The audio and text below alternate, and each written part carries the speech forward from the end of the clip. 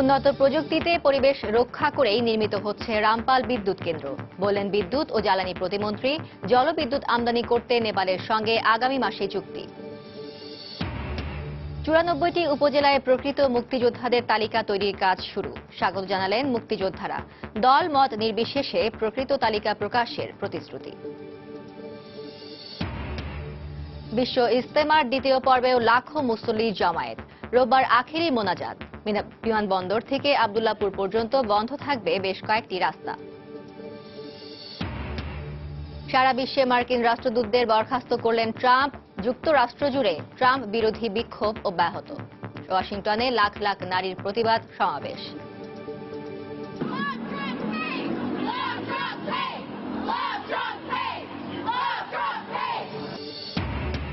এবং ক্রাইস্টচার্চ টেস্টের দ্বিতীয় দিনের শেষ সেশনে বোলারদের নৈপুণ্যে ম্যাচে ফিরল টাইগাররা। দিন শেষে নিউজিল্যান্ডের সংগ্রহ 7 উইকেটে 260 রান, বাংলাদেশ এগিয়ে 29 রানে।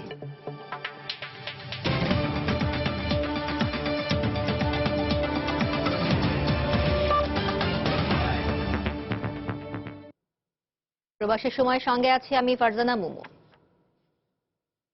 আগামী 1 মাসের মধ্যেই রামপাল তাপবিদ্যুৎ প্রকল্পের ঋণ চুক্তি সম্পন্ন হবে জানিয়ে বিদ্যুৎ ও জ্বালানি প্রতিমন্ত্রী নসরুল হামিদ বলেছেন, প্রকল্পটি থেকে সরে আসার কোনো কারণ নেই।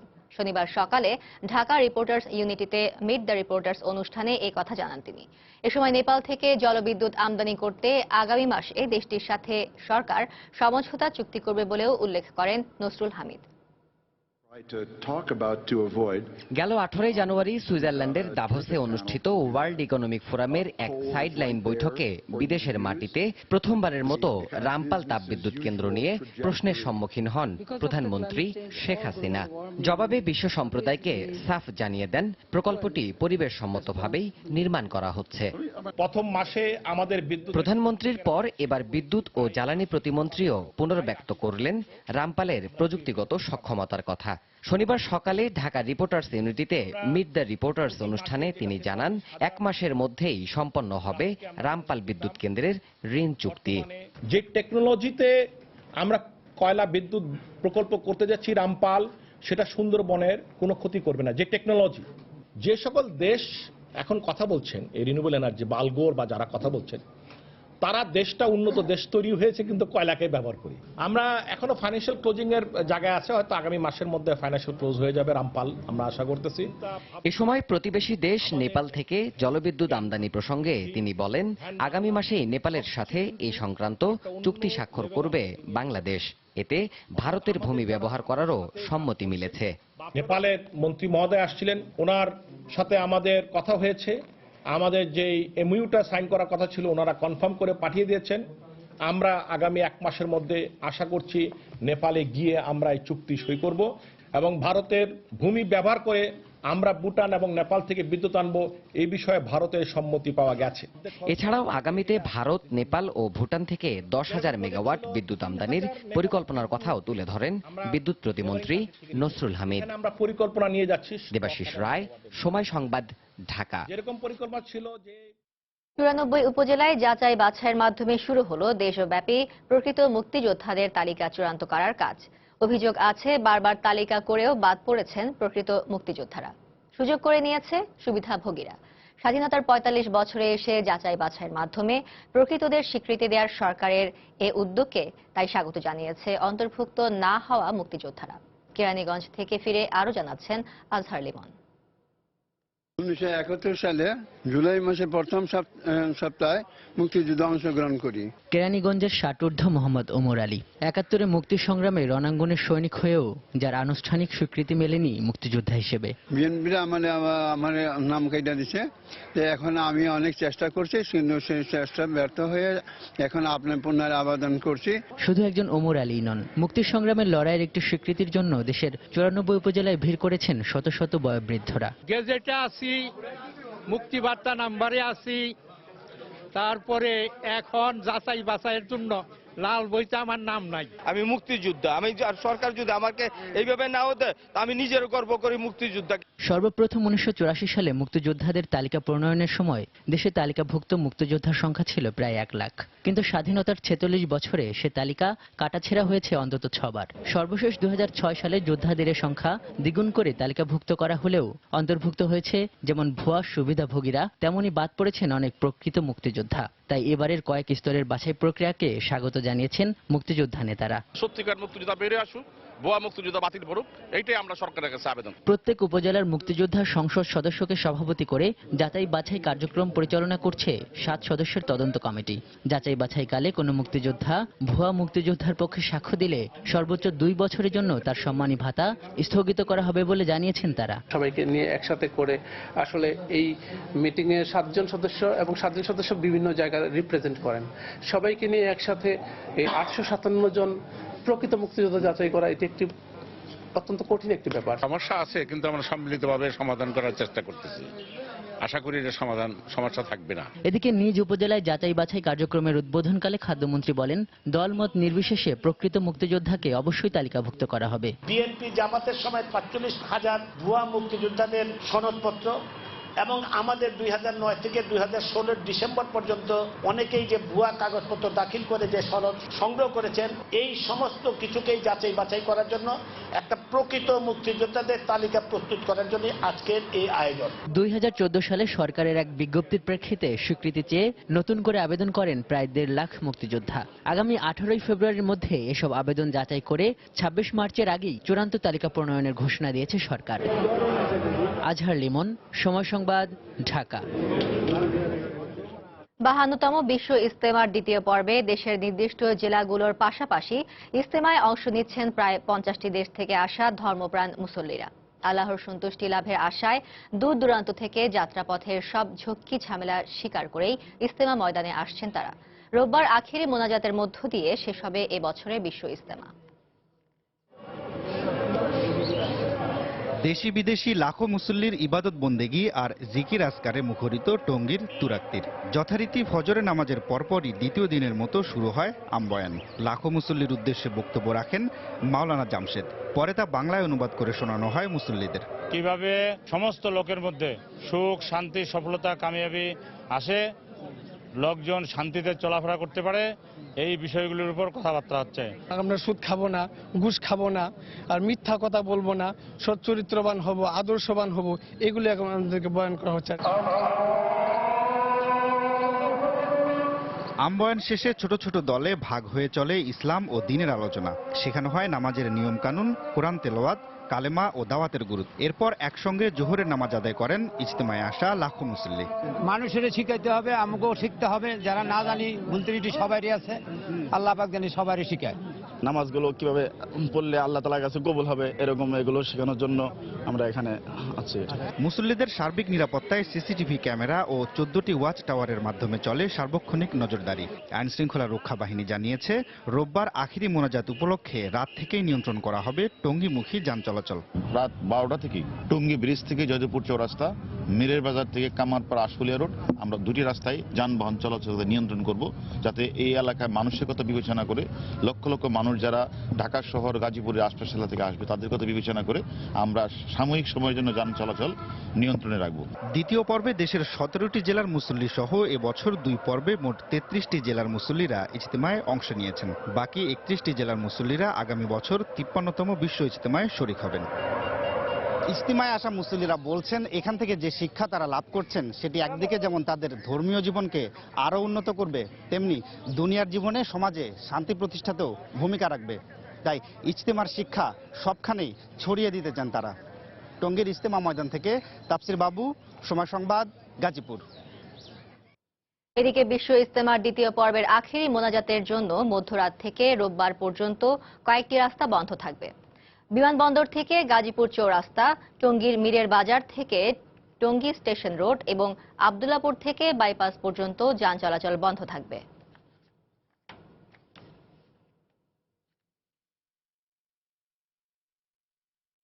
প্রবাসের সময় আরও থাকছে। ৪৩ বছর পর আগারগাঁওয়ে নিজস্ব ভবনে নির্বাচন কমিশন। কাজের গুণগত মান বাড়ার পাশাপাশি প্রযুক্তির ব্যবহার বাড়িয়ে সহজে সেবা দেওয়ার প্রত্যাশা। সরকারি দলের ইচ্ছায় রাষ্ট্রপতি নির্বাচন কমিশন গঠন করলে তা অগ্রহণযোগ্য হবে বলে জানিয়েছেন বিএনপি চেয়ারপারসন বেগম খালেদা জিয়া। শনিবার রাতে গুলশান কার্যালয়ে জিয়া পরিষদের প্রতিনিধি সম্মেলনে তিনি এ বক্তব্য রাখেন। এ সময় আওয়ামী লীগ সরকারের আমলে দুর্নীতি, খুন, গুম চলছে বলে অভিযোগ করেন বিএনপি নেত্রী। আওয়ামী লীগ গিয়েছিল রাষ্ট্রপতির সঙ্গে দেখা করতে, জানেন আপনার কবে কখন তারা এসে বলেছে, তারা কিছু প্রস্তাব দিয়েছে এবং তার সঙ্গে আরো অন্য প্রস্তাবও তারা দিতে পারে যেগুলো প্রকাশ হয়নি। আমাদের কথাও সব প্রকাশ হয়নি, লিখিত আমরা কি দিয়েছি। কোনো দলের না, তিনি দেশের রাষ্ট্রপতি, তিনি সকলের কাছে সমান হওয়া উচিত। কাজে তিনি সেই জন্যই এমন সব ব্যক্তিদের দিয়ে সার্চ কমিটি বা নির্বাচন কমিশনটা গঠন করবেন যেখানে সকলের মনে বুঝতে পারে যে রাষ্ট্রপতি সত্যিকার একটা নিরপেক্ষ নির্বাচন কমিশন গঠন করে। উনি যদি সরকারি দলের ইচ্ছা পূরণ করার জন্য যদি কোনো কমিশন গঠন করে দেয়, সেটা কিন্তু মানুষের কাছে গ্রহণযোগ্য হবে না। দেশের বাইরের খবর। প্রেসিডেন্ট হিসেবে দায়িত্ব নিয়ে প্রথমেই যুক্তরাষ্ট্রের স্বাস্থ্যনীতি ওবামা কেয়ার আংশিক বাতিলে নির্বাহী আদেশ সই করেছেন ডোনাল্ড ট্রাম্প। একই সঙ্গে সারা বিশ্বে মার্কিন রাষ্ট্রদূতদের বরখাস্ত করেছেন তিনি। এর আগে শুক্রবার জমকালো আয়োজনের মধ্য দিয়ে যুক্তরাষ্ট্রের ৪৫তম প্রেসিডেন্ট হিসেবে শপথ নেন ট্রাম্প। শপথ গ্রহণের পর জাতির উদ্দেশ্যে ভাষণে ধর্ম, বর্ণ নির্বিশেষে সব মার্কিনকে ঐক্যবদ্ধ করে দেশকে এগিয়ে নেওয়ার প্রত্যয় ব্যক্ত করেন যুক্তরাষ্ট্রের নতুন প্রেসিডেন্ট ডোনাল্ড ট্রাম্প। এদিকে মার্কিনদের পাশাপাশি প্রবাসী বাংলাদেশিরাও ট্রাম্পের অভিষেক ভাষণে সন্তুষ্টি প্রকাশ করেছেন। দেশব্যাপী ট্রাম্প বিরোধী প্রতিবাদের মধ্যেই শুক্রবার যুক্তরাষ্ট্রের নতুন প্রেসিডেন্টকে শপথ পাঠ করান প্রধান বিচারপতি জন রবার্টস। আনুষ্ঠানিকভাবে দায়িত্ব গ্রহণের পর প্রায় 18 মিনিটের অভিষেক ভাষণের শুরুতেই তিনি গণতন্ত্রের ধারাবাহিকতা ও মর্যাদা অক্ষুণ্ণ রাখার জন্য মার্কিনদের ধন্যবাদ জানান। বর্ণবিভেদ ভুলে জাতীয় ঐক্যের ডাক দেওয়ার পাশাপাশি আন্তর্জাতিক বাণিজ্য ও সম্পর্কের ক্ষেত্রে যুক্তরাষ্ট্রের স্বার্থকে প্রাধান্য দেওয়ার ঘোষণা দেন তিনি। বিভিন্ন কারখানা বন্ধ হয়ে যাওয়া ও অপরাধ প্রবণতা বেড়ে যাওয়াকে যুক্তরাষ্ট্রের কাল উল্লেখ করে ট্রাম্প এই সংকট কাটিয়ে ওঠার প্রত্যয় ব্যক্ত করেন।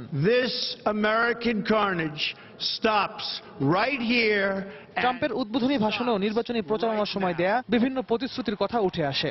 দেশের নিরাপত্তার জন্য সীমান্তে কঠোরতা আরোপের কথা জানিয়ে ট্রাম্প বলেন, মার্কিন সেনাবাহিনীকে বিশ্বের বিভিন্ন দেশের নিরাপত্তা রক্ষার বদলে নিজের দেশের নিরাপত্তা ও কল্যাণে কাজে লাগানো হবে। ডোনাল্ড ট্রাম্পের জাতির উদ্দেশ্যে দেয়া এই ভাষণকে স্বাগত জানিয়েছেন মার্কিনদের পাশাপাশি প্রবাসী বাংলাদেশিরাও। আগে তার বক্তব্যে কট্টর অবস্থান ফুটে উঠলেও নতুন প্রেসিডেন্টের প্রথম ভাষণে ইতিবাচক বিভিন্ন প্রতিশ্রুতির প্রশংসা করেন তারা।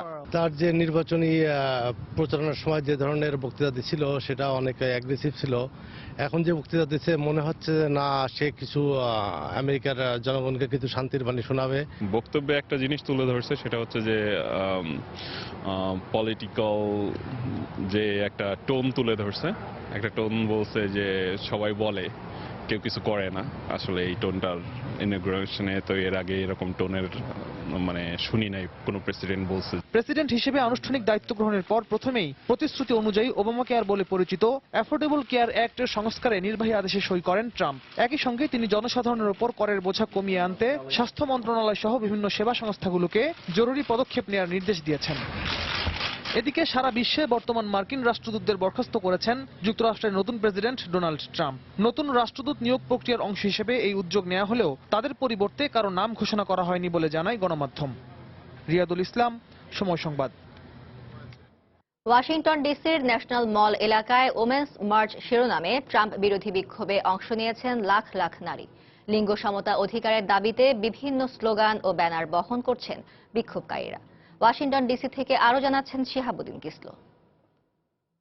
আমি এখন দাঁড়িয়ে আছি ঠিক ওয়াশিংটন ডিসির ইন্ডিপেন্ডেন্ট অ্যাভিনিউ এবং 3rd স্ট্রিটের কর্নারে, যেখানে এই মিলিয়ন ওমেন মার্চের মঞ্চ ঠিক আমার পেছনেই। লাখো লাখো মানুষ এই মিলিয়ন ওমেন মার্চের এই বিক্ষোভ সমাবেশে যোগ দিচ্ছেন এবং এ পর্যন্ত যেটি লক্ষ্য করা গেছে যে আসলেই এটি একটি জনসমুদ্রে পরিণত হয়েছে। এরই মধ্যে প্রায় 10 লক্ষ লোক সমবেত হয়েছে।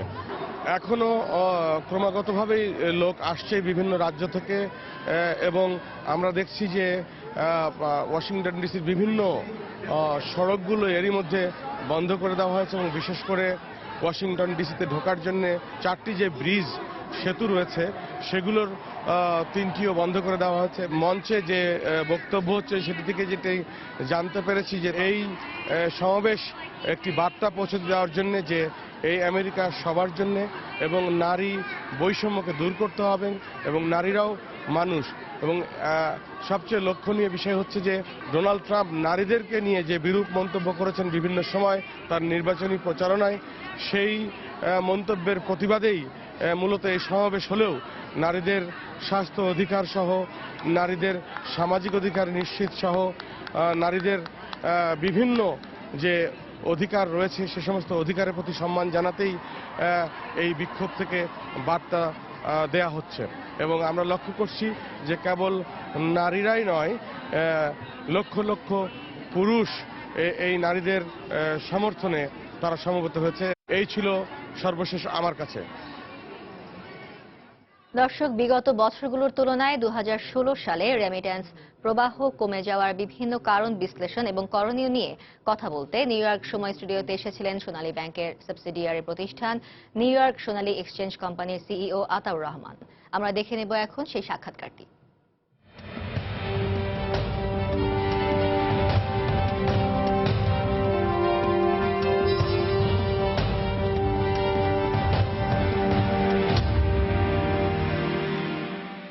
দর্শক, প্রবাসের বাংলাদেশ অনুষ্ঠানের সময় নিউ ইয়র্ক স্টুডিওতে আপনাদেরকে স্বাগত জানাচ্ছি। আমি শিহাবুদ্দিন কিসলু। আজকে আমাদের সাথে আলোচনায় অতিথি হিসেবে রয়েছেন যুক্তরাষ্ট্র সোনালী এক্সচেঞ্জের প্রধান নির্বাহী কর্মকর্তা আতাউর রহমান। আতাউর রহমান, আপনাকে স্বাগত আমাদের স্টুডিওতে। থ্যাংক ইউ কিসলু ভাই। দর্শক, আজকে আমরা আলোচনা করব প্রবাসী অর্থ বছর। আতাউর রহমান সাহেব, এই 2016টি প্রবাসীদের জন্য কেমন ছিল? 2016 আমি বলবো প্রবাসীদের জন্য একটা মিশ্র বছর। একটা ভালো দিক যে মার্কিন নির্বাচনের মূলধারায় তারা নিজেদেরকে সম্পৃক্ত করেছে। আর আর্থিক বাজার যেটা বলছেন, আর্থিক বাজারে আসলে যদি এমপ্লয়মেন্ট হার বাড়ছে কিন্তু মানুষের আগে যে হারে ওভারটাইম করতো রেগুলার আওয়ার পরে, সেই জিনিসটা কিন্তু দিন দিন কমে আসছে। নিউ ইয়র্ক সিটি যদিও ওয়েজ বাড়িয়েছে কিন্তু ওয়ার্কিং আওয়ার সেই হারে বাড়েনি, বরং কোনো কোনো ক্ষেত্রে কমে গেছে। তো সেদিক থেকে আর্থিকভাবে যে খুব বেশি সচ্ছল তা বলা যাবে না, তবে আমাদের যারা ব্যবসায়ী আছেন তারা ভালো করছেন, ব্যবসায়ীরা ডেফিনেটলি ভালো করছেন। এমনি প্রবাসীদের রেমিটেন্স পাঠানোর ক্ষেত্রে চিত্রটা কেমন? বাংলাদেশে যে রেমিটেন্স যায় মানে দেশ ওয়াইজ যুক্তরাষ্ট্রের পজিশন 3 নম্বরে, সৌদি আরব প্রথম, সংযুক্ত আরব আমিরাত দ্বিতীয়, তারপরে যুক্তরাষ্ট্রের অবস্থান। তো গত বছরে যুক্তরাষ্ট্র থেকে প্রায় 2.4 বিলিয়ন অর্থাৎ প্রতি মাসে 200 মিলিয়ন করে রেমিটেন্স গেছে গত আর্থিক বছরে। কিন্তু এই আর্থিক বছর আমাদের জুলাই থেকে শুরু হয়েছে। জুলাই থেকে শুরু হওয়ার পরেই আমাদের বাংলাদেশে যে ক্যাশ ডলারের দাম এবং রেমিটেন্সের জন্য যে ডলারের যে অফার রেট, এটার মধ্যে তারতম্য থাকে। জুলাই মাসে নর্মালি হজের জন্য একটু পার্থক্য হয়, কিন্তু এই পার্থক্যটা থাকে সাময়িক। এবারে এটা স্থায়ী হয়েছে এবং পার্থক্যটা দিন দিন আরও বৃদ্ধি পেয়েছে, যার ফলে রেমিটেন্সটা কিন্তু এই আমি বলবো শুধুমাত্র ডলারের ক্যাশ ডলারের রেট এবং রেমিটেন্সের রেটের তারতম্যের কারণে রেমিটেন্স নিম্নমুখী এবং হুন্ডি খুব বেশি হয়ে যাচ্ছে। জুলাই গেছে প্রায় 150 মিলিয়ন এবং সবচেয়ে হতাশার দিক হচ্ছে যে নভেম্বর ডিসেম্বর মাসে নিউ ইয়র্ক থেকে গেছে, নিউ ইয়র্ক বলছি যুক্তরাষ্ট্র থেকে গেছে 123 মিলিয়ন এবং 126 মিলিয়ন, অর্থাৎ এটা অনেক কমে গেছে। এটিকে কাটিয়ে ওঠার জন্য আসলে আমাদের কি কিছু করণীয় আছে? অবশ্যই করণীয় আছে। মূলত এই পার্থক্যটা কমিয়ে আনতে হবে।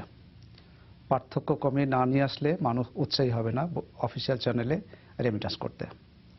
কারণ এখন আপনি জানেন বিমানের ভাড়া অত্যন্ত কম, $700-800 রিটার্ন টিকিট পাওয়া যায়। কাজেই কোনো ফ্যামিলি যদি 15-20 হাজার ডলার ক্যাশ নিয়ে যান, তার কিন্তু ফ্যামিলির বিমানের খরচ হয়ে যায়। এত বেশি এখন ঢাকার ডলারের দাম। তো যার জন্য সরকার ইতিমধ্যে সক্রিয় হয়েছে। কদিন আগেও বাংলাদেশ ব্যাংক একটা ইনিশিয়েটিভ নিয়েছে যে আপনি জানেন ব্যাংক মোবাইল ব্যাংকিং এর মাধ্যমে অনেক লেনদেন হয় এবং ফরেন রেমিটেন্সও মোবাইল ব্যাংকিং এর অন্তর্ভুক্ত। ইতিমধ্যে একটা রেস্ট্রিকশন বাংলাদেশ ব্যাংক জারি করেছে। ওনারা হয়তো আশঙ্কা করছেন যে এটার মাধ্যমে হুন্ডি হচ্ছে বা কোনো একটা এফেক্ট করছে রেমিটেন্সকে, যার জন্য নগদ একবারে 10,000 টাকার বেশি তুলতে পারবে না, প্রতি মাসে 50,000 টাকা বেশি তুলতে পারবে না ইত্যাদি হচ্ছে। এছাড়া ক্যাশ ডলার যেন দামটা নাগালের মধ্যে আনা যায়, এই জন্য ক্যাশ বাইরে থেকে আমদানি করার চিন্তা করছেন। ইতিমধ্যে এনবিআরকে বাংলাদেশ ব্যাংকের তরফে চিঠি লেখা হয়েছে যে ক্যাশ ডলার ইম্পোর্ট করার ক্ষেত্রে যে ট্যাক্সটা থাকে এই ট্যাক্সটা যেন না নেওয়া হয়। যদি ট্যাক্স ইম্পোজ হয় তাহলে ডলারের দাম, ক্যাশ ডলারের দাম আরও বাড়বে, রেমিটেন্স আরও ক্ষতিগ্রস্ত হবে। এই যে ক্যাশ বা নগদ ডলার ইম্পোর্ট করার ব্যাপারটি, আমদানি করার ব্যাপারটি, এটি আমাদেরকে একটু বুঝিয়ে বলবেন দর্শকদের জন্য। অ্যাকচুয়ালি বাংলাদেশে নগদ ডলারের যে সাপ্লাই, প্রবাসীরা যখন যান তখন যে ডলার নিয়ে যান পকেটে করে, এটা ব্যাংকে জমা দেন। আবার ব্যাংক এই ডলার যারা বাইরে যান, ট্রাভেলের জন্য যান বা চিকিৎসার জন্য যান বা পড়াশোনার জন্য যান, তাদেরকে এই ডলার এন্ডোর্স করে দেন। তো এই সাপ্লাই এবং ডিমান্ডের যখন অনেক পার্থক্য হয়ে যায় তখন দামটা ওঠানামা করে। কিন্তু রেমিটেন্সের যে টাকাটি যায়, যে ডলারটি যায়, সেটি কি আপনার ওখানে নগদ থাকে না, এটা পেপার মানি যায়?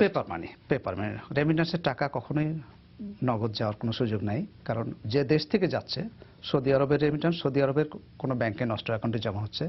যুক্তরাষ্ট্রের যে রেমিটেন্স, এটা যুক্তরাষ্ট্রের বাংলাদেশের যে নষ্ট অ্যাকাউন্ট ব্যাংকগুলোর এই অ্যাকাউন্টে জমা হয়। এর মধ্যে আমাদের পার্শ্ববর্তী দেশ ভারতে 500 এবং 1000 ডলারের রুপি বন্ধ হওয়ার বোধহয় একটা কারণ সম্ভবত, যার জন্য হঠাৎ করে আমাদের ক্যাশ ডলারের খুব ক্রাইসিস হয়ে গেছে।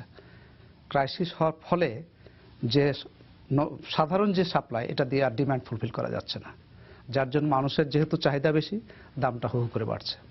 এই ক্ষেত্রে আমদানি করতে হয়। আমদানি করতে হলে নষ্ট অ্যাকাউন্টে তো ডলার আছেই, এই ব্যাংকেই যদি বলা হয় যে আমি ডলার আমদানি করব, তাহলে ইম্পোর্ট করার জন্য যে নর্মস, এই নিয়ম মেনে নগদ ক্যাশ, এটার অনেক আনুষঙ্গিক খরচ আছে, ইন্স্যুরেন্স করতে হয়, শিপিং আছে, এনবিআর এর ট্যাক্স আছে, সব মিলিয়ে ডলারের দাম যেহেতু বেড়ে যায়, এই কারণে ইম্পোর্টটা আমরা পরিহার করার চেষ্টা করি। বাট পরিস্থিতি বাধ্য করছে এখন ইম্পোর্ট করে এটাকে ব্যালেন্স না করলে রেমিটেন্স উৎসাহী হবে না মানুষ। সরকার সেই চেষ্টা করছেন।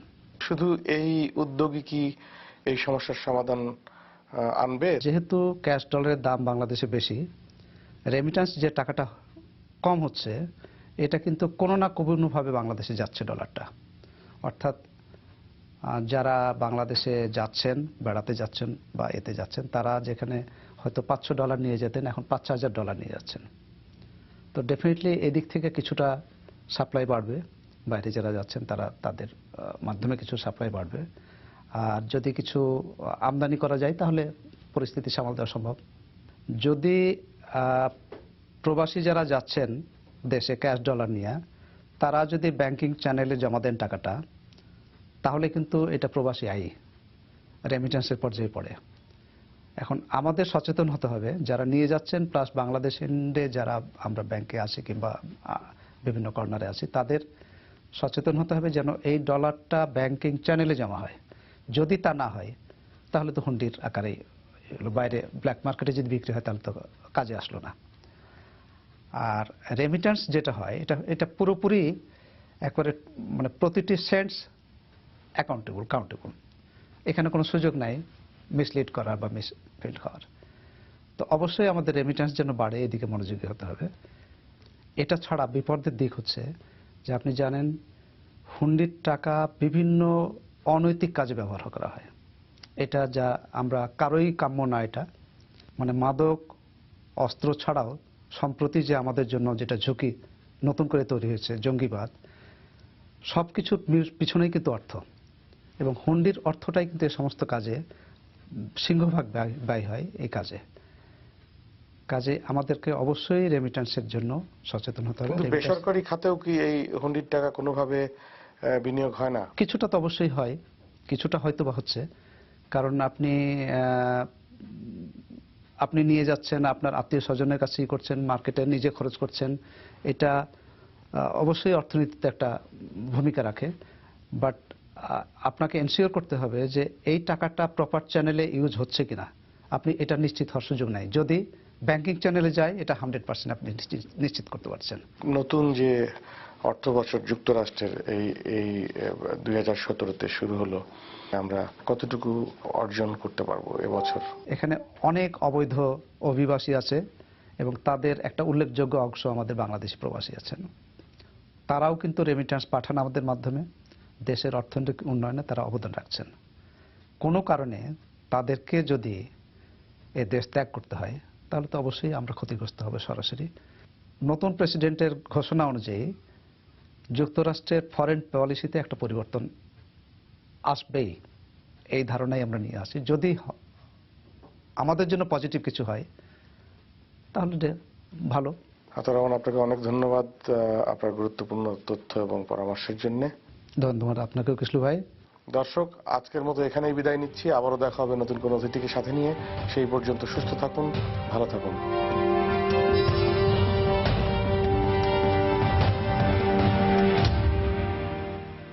দর্শক, বিগত বছরগুলোর তুলনায় 2016 সালে রেমিট্যান্স প্রবাহ কমে যাওয়ার বিভিন্ন কারণ বিশ্লেষণ এবং করণীয় নিয়ে কথা বলতে নিউ ইয়র্ক সময় স্টুডিওতে এসেছিলেন সোনালী ব্যাংকের সাবসিডিয়ারি প্রতিষ্ঠান নিউ ইয়র্ক সোনালী এক্সচেঞ্জ কোম্পানির সিইও আতাউর রহমান।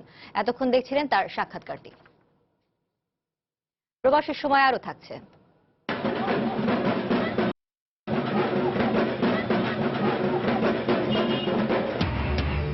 মঙ্গল শোভাযাত্রা ইউনেস্কোর সাংস্কৃতিক ঐতিহ্যের তালিকায় স্থান পাওয়ায় রাজধানীতে বর্ণাঢ্য র্যালি, বকুলতলায় সাংস্কৃতিক অনুষ্ঠান। প্রবাসের আরও কিছু খবর। মন্ত্রিসভায় চূড়ান্ত অনুমোদনের পর সংসদে পাশ হওয়ার অপেক্ষায় রয়েছে বাংলাদেশ নাগরিকত্ব আইন 2016। তবে এই আইন নিয়ে ব্রিটেন প্রবাসীদের মধ্যে চলছে মিশ্র প্রতিক্রিয়া। আইনটি পাশ হলে তাদের অধিকার ও স্বার্থ মারাত্মকভাবে ক্ষুণ্ণ হবে বলে আশঙ্কা করছেন প্রবাসীরা। তারা বলছেন, জাতীয় সংসদে পাশ হওয়ার আগেই আইনটির বিষয়ে প্রবাসীদের মতামত নেওয়া প্রয়োজন। তানভীর হাসানের ক্যামেরায় লন্ডন প্রতিনিধি শোয়েব কবিরের রিপোর্ট। এই আইনটি যদি কার্যকরী হয়ে যায়, তাহলে প্রবাসে বসবাসকারী বাংলাদেশি নাগরিক এবং দ্বৈত নাগরিকত্বের অধিকারী যে বাংলাদেশি নাগরিকগণ রয়েছেন, তাদের অনেকগুলো মৌলিক অধিকার মাটির সাথে মিশিয়ে দেওয়া হবে। আইন বিশেষজ্ঞরা বলছেন, বাংলাদেশ নাগরিকত্ব আইন 2016 কার্যকর হলে প্রবাসীরা বেশ কিছু সাংবিধানিক ও নাগরিক অধিকার হারাবেন। একই সঙ্গে রুদ্ধ করে দেওয়া হবে প্রবাসে বসবাসরত নতুন প্রজন্মের বাংলাদেশিদের নাগরিকত্ব অর্জনের পথ। যদি আইনটি প্রয়োজনীয় সংশোধন ছাড়া কার্যকরী হয়ে যায়, প্রথমত যেটি হবে যে প্রবাসে কোনো বাংলাদেশি নাগরিকের যদি কোনো সন্তান বিদেশের মাটিতে যদি জন্মগ্রহণ করে, তাহলে উক্ত সন্তানকে জন্মের 2 বছরের ভিতরে অবশ্যই রেজিস্ট্রেশন করতে হবে। যদি উক্ত সন্তানের রেজিস্ট্রেশন না করা হয়, তাহলে কি হবে? আইনের কোথাও ব্যাখ্যা নেই। তারা পার্লামেন্টের এমপি ইলেকশন দাঁড়াতে পারবে না, তারা দেশের প্রেসিডেন্ট হতে পারবে না, প্রজাতন্ত্রের কোনো ধরনের কর্মকাণ্ডে তারা অংশগ্রহণ করতে পারবেন না। প্রবাসীদের অধিকার ও স্বার্থ যেন কোনোভাবেই ক্ষুণ্ণ না হয়, সেদিকে সরকারকে লক্ষ্য রাখার পরামর্শ ব্রিটেনের বাংলাদেশি ব্যবসায়ী নেতাদের। প্রবাসীরা কষ্ট করে উপার্জন করে দেশে রেমিটেন্স পাঠাচ্ছে, দেশে বিনিয়োগ করছে। প্রবাসীদের অধিকার এবং স্বার্থ অক্ষুণ্ণ রেখে বাংলাদেশ সরকার দ্বৈত নাগরিকত্ব আইন করবে, এটাই আমাদের প্রত্যাশা। বর্তমান আইনে বৈবাহিক সূত্রে বাংলাদেশের নাগরিকত্ব লাভের বিধান না থাকলেও এবারের প্রস্তাবিত আইনে এই সুযোগ রাখার বিষয়টিকে ইতিবাচক হিসেবে দেখছেন প্রবাসীরা। প্রস্তাবিত আইনে বাংলাদেশের নাগরিককে বিয়ে করার জন্য ব্রিটিশ নাগরিকও বাংলাদেশের নাগরিকত্ব পাবে, এই প্রস্তাবিত আইনকে সাধুবাদ জানাই। একটি স্বাধীন রাষ্ট্র হিসেবে বাংলাদেশের আত্মপ্রকাশে এই প্রবাসীদের অবদান ছিল উল্লেখযোগ্য। প্রবাসীরা হাড়ভাঙ্গা পরিশ্রম করে রেমিটেন্স পাঠিয়ে দেশের অর্থনৈতিক উন্নয়নে অবদান রেখে যাচ্ছে। প্রস্তাবিত নাগরিকত্ব আইনটি যেন প্রবাসীদের দেশ বিমুখ না করে, সেজন্য প্রয়োজনীয় সংশোধনী আনা প্রয়োজন বলে মনে করছেন বিশেষজ্ঞরা। শোয়েব কবির, সময় সংবাদ, লন্ডন। কাতারে বাংলাদেশি মালিকানাধীন ট্রাভেল এজেন্সি মোহাম্মদ তারিক ট্রাভেল উদ্বোধন করা হয়েছে। শুক্রবার রাতে রাজধানীর দোহার নাজমা এরিয়াতে প্রতিষ্ঠানটি উদ্বোধন করেন এর স্বত্বাধিকারী আব্দুস সালাম ও কাতারে নিযুক্ত বাংলাদেশ বিমানের কান্ট্রি ম্যানেজার মোহাম্মদ মোস্তফা। উদ্বোধনী অনুষ্ঠানে উপস্থিত ছিলেন আরও অনেকে। উদ্বোধন শেষে দেশ ও জাতির সুখ, শান্তি ও সমৃদ্ধি কামনা করে বিশেষ মোনাজাত করা হয়।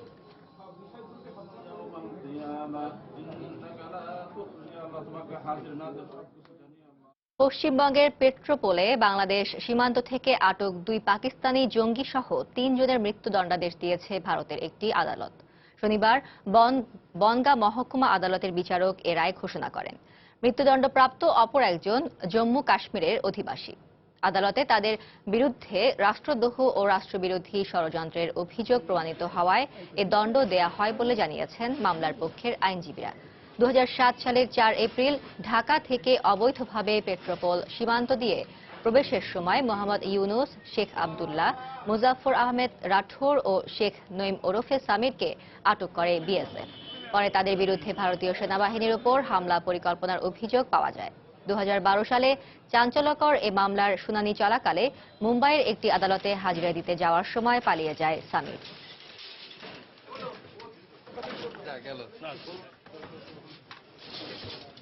নির্বাচন কমিশন গঠন ইস্যুতে বিএনপি আন্দোলনে নামলে তা রাজনৈতিকভাবে মোকাবেলা করা হবে বলে জানিয়েছেন আওয়ামী লীগের সাধারণ সম্পাদক এবং সড়ক পরিবহন ও সেতুমন্ত্রী ওবায়দুল কাদের। শনিবার দুপুরে রাজধানীর মানিক মিয়া এভিনিউতে বিআরটি এর অভিযান পরিদর্শনে এসে একথা জানান তিনি। নির্বাচন কমিশন নিয়ে আরেকটা সংলাপের সময় সুযোগ কোনোটাই তো নেই। অবাস্তব প্রস্তাব দিয়ে লাভ নেই। আর আন্দোলন তো বললাম, তারা আসুক, আন্দোলন করুক। সহিংস হলে অবস্থা বুঝে ব্যবস্থা হবে।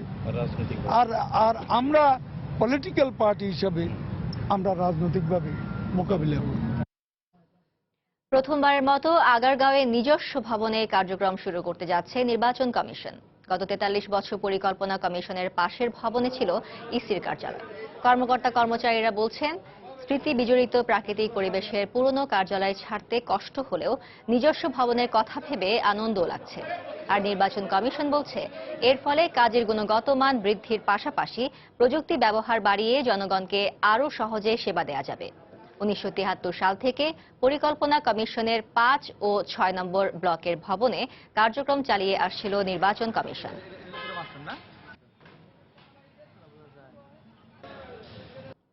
বাঙালির বর্ষবরণের অন্যতম অনুষঙ্গ মঙ্গল শোভাযাত্রা জাতিসংঘ সংস্থা ইউনেস্কোর বিশ্ব সাংস্কৃতিক ঐতিহ্যের তালিকায় স্থান করে নেয় বর্ণাঢ্য আনন্দ শোভাযাত্রা করেছে সংস্কৃতি মন্ত্রণালয়।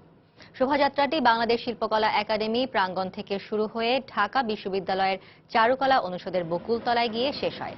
এতে উপস্থিত ছিলেন সংস্কৃতি মন্ত্রী আসাদুজ্জামান নূর ছাড়াও অনেক সাংস্কৃতিক কর্মী, শিক্ষাবিদ, শিক্ষক ও শিক্ষার্থীরা। পরে বকুলতলায় সাংস্কৃতিক অনুষ্ঠানে তুলে ধরা হয় দেশীয় সংস্কৃতির নানা দিক। শোভাযাত্রা শেষে সংস্কৃতি মন্ত্রী বলেন, বাংলাদেশ যে একটি অসাম্প্রদায়িক রাষ্ট্র তা আবারও প্রমাণ হয়েছে ইউনেস্কোর দেয়া এই স্বীকৃতির মাধ্যমে। উল্লেখ্য, গত বছরের নভেম্বরে ইউনেস্কো মঙ্গল শোভাযাত্রাকে বিশ্ব সংস্কৃতির ঐতিহ্যের স্বীকৃতি দেয়। ঢাকার চুলা কিরকম হয় সেটাও নিল, তারা কিন্তু পায়নি, কারণ গবেষক হিসেবে ওই বিষয়ে সাম্প্রদায়িক চিন্তা ভাবনা করে বা যারা এই ধরনের অপচেষ্টাগুলো করছে, তারা তাদের নিজস্ব কিছু উদ্দেশ্য আছে, সেই হিরো উদ্দেশ্য চরিতার্থ করার জন্য খুবই নগণ্য সংখ্যক মানুষ এই ঘটনাগুলো ঘটাচ্ছে। কিন্তু সামগ্রিকভাবে বাংলাদেশের মানুষ সবসময় অসাম্প্রদায়িক এবং মঙ্গল শোভাযাত্রা বা আমাদের নববর্ষ তার একটি বহিঃপ্রকাশ তো বটেই।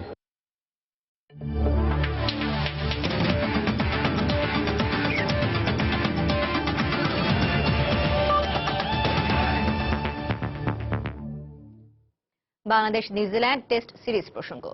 শেষ সেশনে সাকিবের বোলিং নৈপুণ্যে ক্রাইস্টচার্চ টেস্টের দ্বিতীয় দিন শেষে ভালো অবস্থানে আছে বাংলাদেশ। বৃষ্টিবিঘ্নিত দিন শেষে স্বাগতিকদের সংগ্রহ 7 উইকেটে 260 রান। টাইগাররা এখনও 29 রানে এগিয়ে আছে। বাংলাদেশের হয়ে সাকিব 3টি এবং রাব্বি নিয়েছেন 2টি উইকেট। এর আগে নিজেদের প্রথম ইনিংসে 289 রানে অল আউট হয় বাংলাদেশ। মুস্তাফিজুল হক আকাশের ক্যামেরায় নিউজিল্যান্ড থেকে হুমায়ুন কবির রোজের প্রতিবেদন। সকালের শুরুতে এমন সহজ 2টি ক্যাচ মিসের আক্ষেপের জ্বালা বাড়িয়ে দেয় আরো দ্বিগুণ, যখন বাকি দিনে আরো 3টি অর্থাৎ মোট 5টি ক্যাচ মিস করে বাংলাদেশের ফিল্ডাররা। ক্যাচগুলো উইকেটে পরিণত হলে হয়তো দ্বিতীয় দিন শেষে আরো শক্ত অবস্থানে থাকতো বাংলাদেশ ক্রিকেট দল। এর আগে ব্যাটিংয়ে নেমে খুব একটা সুবিধা করতে পারেনি স্বাগতিকরা। দলীয় 45 রানে নিজের প্রথম ওভারে রাব্বি ঝড়ে লন্ডভন্ড স্বাগতিক নিউজিল্যান্ড। 3 বলের ব্যবধানে ওপেনার জিত রাভালকে 16 আর অধিনায়ক কেন উইলিয়ামসনকে ফেরান ব্যক্তিগত 2 রানে। এরপর প্রতিপক্ষকে চেপে ধরার প্রাণপণ চেষ্টা রাব্বি, রুবেল, তাসকিনদের, কিন্তু উল্টো টম লাথাম আর রস টেইলর গড়েন 106 রানের জুটি। তাসকিনের বলে বিভ্রান্ত হয়ে ফর্মে থাকা লাথাম 68 রান করে ফেরেন প্যাভিলিয়নে। তারপর পরই গলার কাটা হয়ে থাকা 77 রান করা রস টেইলরকে ফেরান মেহেদী মিরাজ। এরপর আবারও নিকোজ ও স্ন্যাটনারের 77 রানের জুটি চোখ রাঙায়। এবার জেগে উঠলেন বাংলার জান সাকিব আল হাসান। তার স্পিনের নীলবিশে শেষ বিকেলে আরো 3 উইকেট শিকার বাংলাদেশের। ওয়াটলিং, গ্র্যান্ডহোম, স্ন্যাটনারদের ফিরান ড্রেসিং রুমে, আর তাতেই দারুণভাবে ম্যাচে ফিরে বাংলাদেশ। এরপর কিউইদের উইকেট হারানোর কষ্টে যেন কেঁদে দেয় ক্রাইস্টচার্চের আকাশ। খেলার তখনও বাকি থাকে 19 ওভার। কথায় আছে না, ক্যাচ মিস তো ম্যাচ মিস। আজকের দিনে অন্তত 5টি ক্যাচ ফেলেছে বাংলাদেশের ফিল্ডাররা। তবে শেষ বিকেলে সাকিব ম্যাজিকে ঠিকই টেস্টে ফিরেছে টাইগাররা। এখন বড় চ্যালেঞ্জ, এদিনের রোমাঞ্চ কতটুকু ধরে রাখতে পারে তামিমরা। ক্রাইস্টচার্চের হেগলি ওভাল থেকে হুমায়ুন কবির রোজ, সময় সংবাদ, নিউজিল্যান্ড। এ পর্যায়ে শীর্ষ সংবাদগুলো জানিয়ে দিচ্ছি আর একবার। উন্নত প্রযুক্তিতে পরিবেশ রক্ষা করে নির্মিত হচ্ছে রামপাল বিদ্যুৎ কেন্দ্র, বললেন বিদ্যুৎ ও জ্বালানি প্রতিমন্ত্রী। জলবিদ্যুৎ আমদানি করতে নেপালের সঙ্গে আগামী মাসেই চুক্তি। 94টি উপজেলায় প্রকৃত মুক্তিযোদ্ধাদের তালিকা তৈরির কাজ শুরু। স্বাগত জানালেন মুক্তিযোদ্ধারা। দল মত নির্বিশেষে প্রকৃত তালিকা প্রকাশের প্রতিশ্রুতি। বিশ্ব ইজতেমার দ্বিতীয় পর্বেও লাখো মুসল্লি জমায়েত। রোববার আখেরি মোনাজাত। বিমানবন্দর থেকে আব্দুল্লাপুর পর্যন্ত বন্ধ থাকবে বেশ কয়েকটি রাস্তা। সারা বিশ্বে মার্কিন রাষ্ট্রদূতদের বরখাস্ত করলেন ট্রাম্প। যুক্তরাষ্ট্র জুড়ে ট্রাম্প বিরোধী বিক্ষোভ অব্যাহত। ওয়াশিংটনে লাখ লাখ নারীর প্রতিবাদ সমাবেশ।